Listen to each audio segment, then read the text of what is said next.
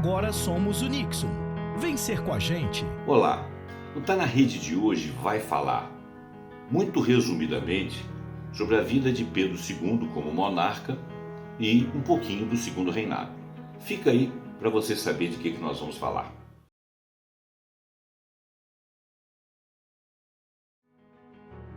O Segundo Reinado, ele inicia-se em 23 de julho de 1840 e vai até a proclamação da República em 15 de novembro de 1889, quando o Brasil teve como imperador, neste período, Dom Pedro II.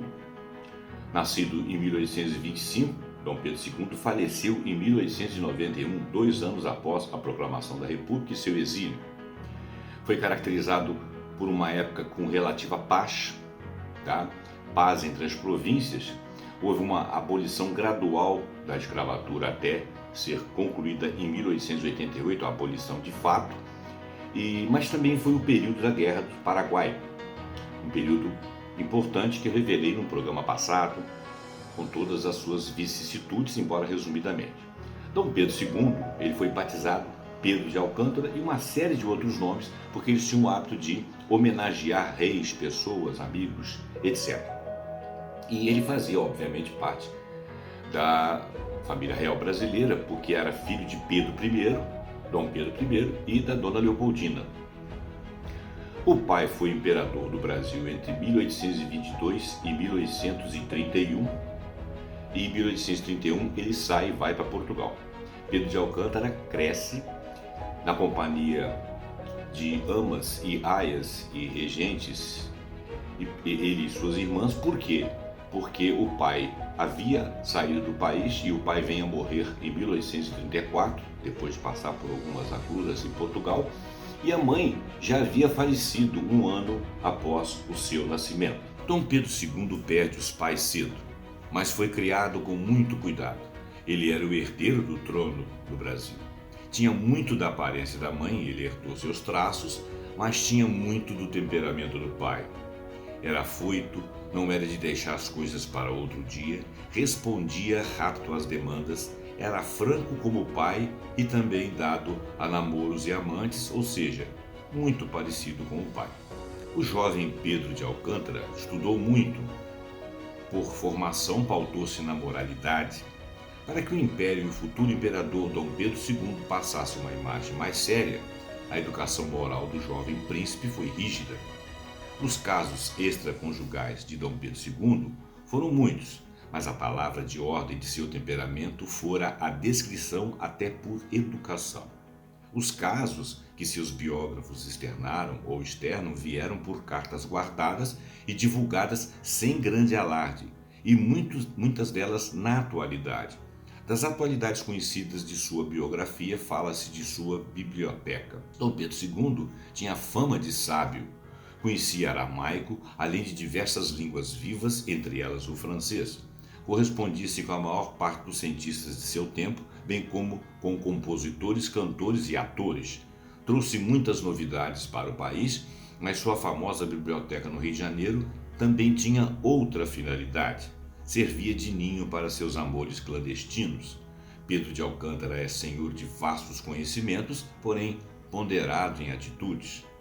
O mais famoso relacionamento extraconjugal de Dom Pedro II foi Luísa Margarida de Barros Portugal, a Condessa de Barral, a paixão definitiva do imperador. Ela foi preceptora das princesas imperiais Leopoldina e Isabel. Neste relacionamento, dizem os historiadores, havia também uma certa dose de paixão intelectual. O casamento de Dom Pedro II era um momento marcante para a vida dele, para o reinado e uma questão de Estado. A eleita foi uma princesa das duas Sicílias da Itália, chamada Teresa Cristina Maria. Um retrato dela é enviado ao Brasil a Dom Pedro II, que aprovou. O casamento então foi realizado por procuração em Nápoles, na Itália. E Dom Pedro II, obviamente, tinha natural ansiedade de conhecê-la na sua chegada em 1843. Mas muito se comentou na época sobre a sua frustração, o seu desengano. Dona Teresa Cristina não era uma mulher bonita. Ela era baixa, corpulenta e mancava um pouco de uma perna. Dom Pedro ficou contrariado, frustrado, mas manteve a elegância e cumpriu a sua obrigação no casamento. Ela e ele. A imperatriz era uma pessoa de temperamento forte. Não era uma mulher submissa. Ela era respeitosa em relação ao seu papel e à ética e os valores da época. Obviamente, ela se posicionou como imperatriz do Brasil. Ela tinha amor à terra, amor ao povo e tudo fazia pelo Brasil. Teresa tinha diversos interesses intelectuais e uma grande paixão pelas artes e pelas ciências. A cultura foi inclusive um ponto de convergência entre ela e Dom Pedro II, que também era um homem das ciências, das artes, dos descobrimentos, das invenções.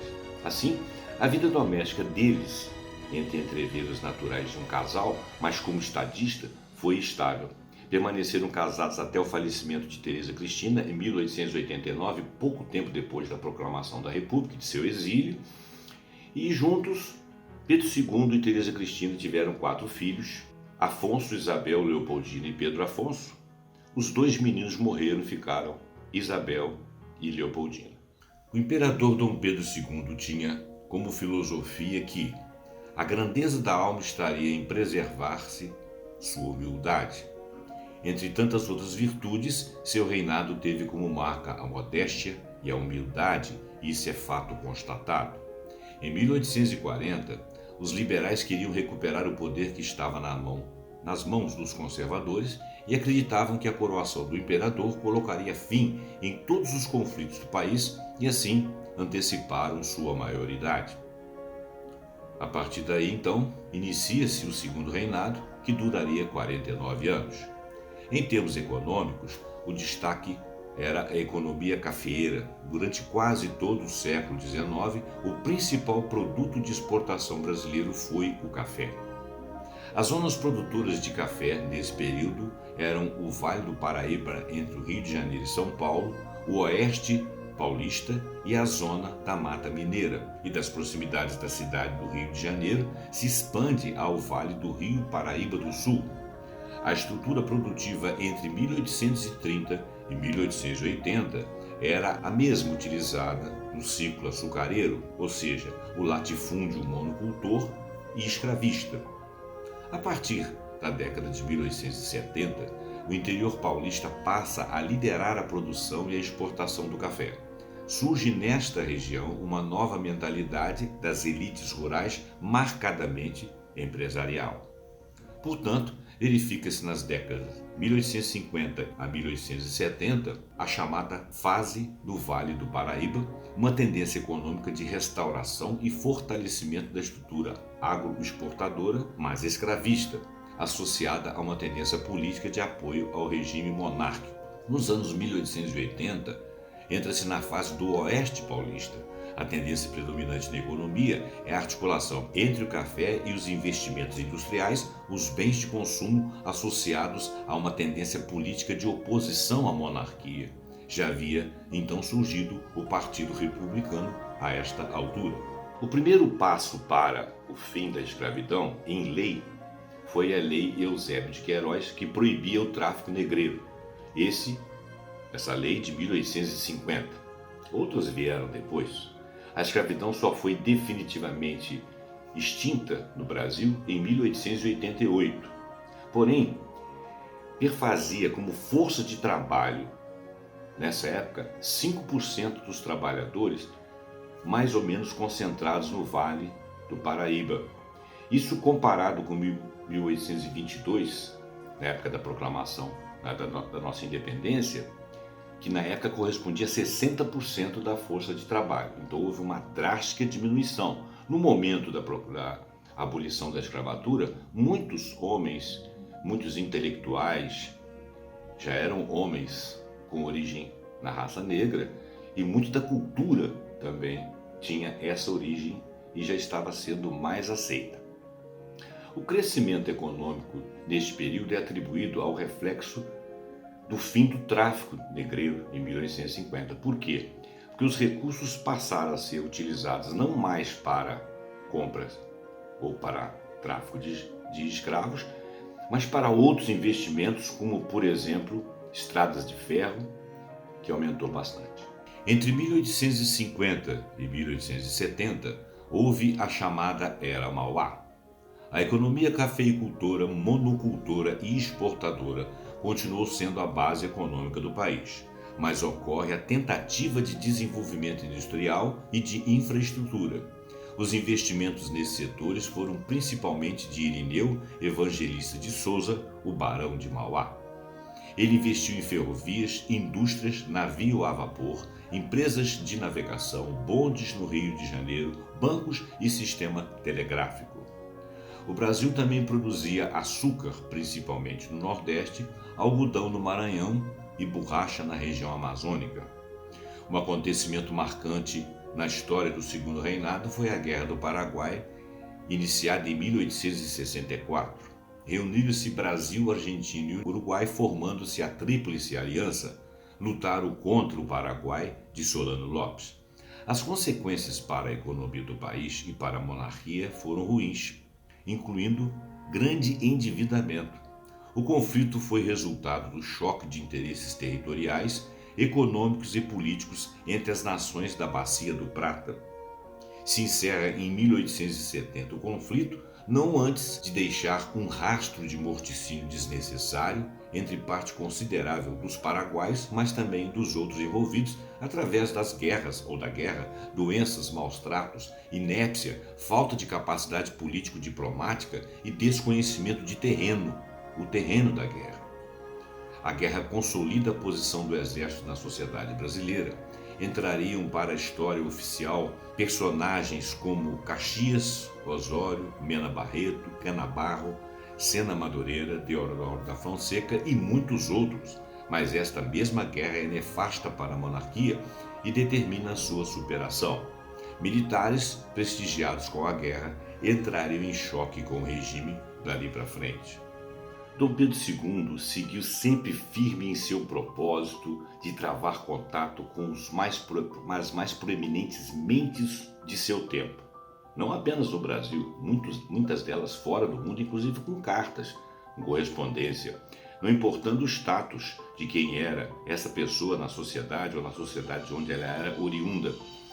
Ele era extremamente curioso e gostava das coisas, das grandes descobertas e das invenções. Ele trouxe muitas invenções para o Brasil na época, inclusive a principal delas, a fotografia, que ele inclusive se dedicou. Em 1876, numa viagem aos Estados Unidos, a sua simplicidade ficou marcante. Ela fascinou os burgueses práticos e republicanos. Dizia-se lá que o monarca brasileiro é muito mais republicano do que monárquico. Na segunda metade do século XIX, as manifestações culturais mantêm as influências estrangeiras, mas começa a aparecer uma cultura nacional. A cultura francesa ainda era dominante aqui dentro, mas já transparece o traço daquilo que se delineava como a brasilidade.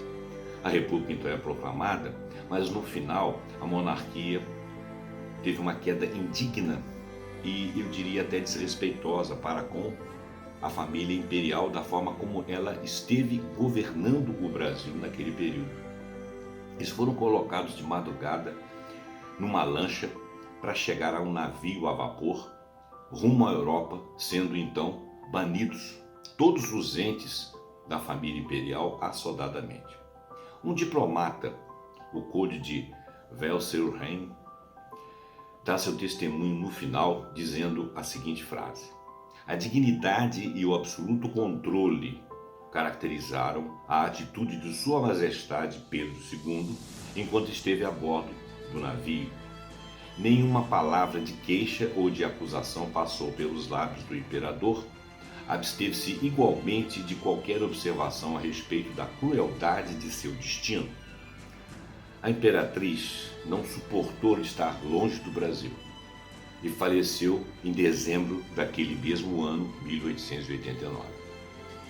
Dom Pedro II, que já teria algumas comorbidades, também sente o peso daquela atitude contra ele, que ele supunha indigna, e também vem a falecer 2 anos depois, em 1891. Este é um retrato bastante resumido. Faltou falar um pouco da sociedade da época e da cultura nascente, já que Dom Pedro era uma pessoa extremamente culta, junto com a imperatriz, e se estabelecia em contatos com muitas outras culturas e pessoas que tinham o mesmo gosto, a mesma vontade que ele. Num próximo programa nós vamos trazer do século XIX esse nascimento ou essa mostra de uma cultura nascente brasileira ou da brasilidade em todos os seus matizes, né? De poetas, artistas, dramaturgos, entre outras coisas. O Tá na Rede fica por aqui. Eu espero que você tenha gostado desse breve resumo. Foi de fato um resumo. O livro é muito mais completo. Outros autores que li brevemente também trazem pormenores interessantes. E hoje em dia se tem muito falado da independência. Nós vamos fazer 200 anos da independência brasileira, né? Feita por Pedro I em 1822. O segundo reinado veio logo após, com o florescimento de um país. A gente vai falar um pouco dessa cultura. Se você gostou desse programa, curte, compartilha, conversa com seus amigos, deixe seus comentários, passa para frente e até o próximo programa com algum assunto que a gente achar muito interessante. Muito obrigado.